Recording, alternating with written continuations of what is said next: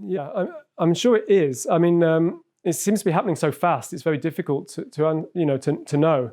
I think it's amazing how connectivity has increased.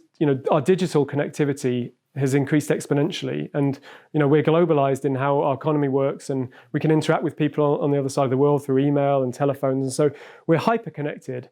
But at the same time, as I said, there's a trend. There seems to be a trend for increasing isolation and loneliness in some of these even modern westernized developed societies. There are probably ways to counter that, and we can use technology. I'm certainly not anti-technology. There are ways you can devise computer games even. Often the popular rhetoric might be that computer games, you're sat in your room alone and you're being antisocial. But actually computer games can be designed to increase empathy and increase pro-social behaviors.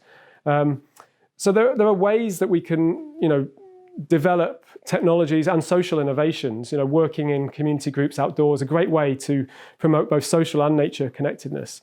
And I think there are solutions there that we can help to transform society so we don't have those negative effects.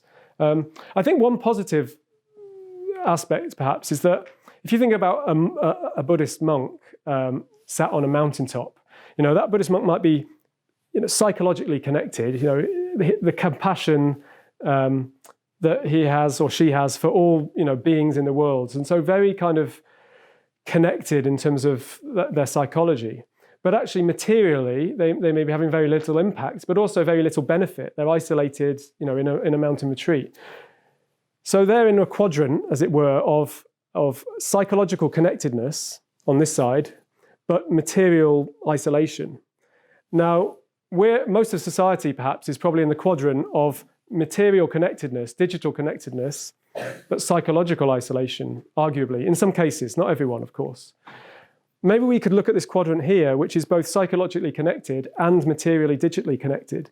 And there you can use that psychological connectedness for great good, because your material connectedness allows you to leverage huge influence. So an example is, there are these organizations, crisis mappers, where there's a crisis, an earthquake, a hurricane, and they instantly go to work and they use digital media to track where are people most in need of supplies, and they coordinate where the supplies could go, and they really have transformed emergency responses. And this is just volunteers working at these organizations.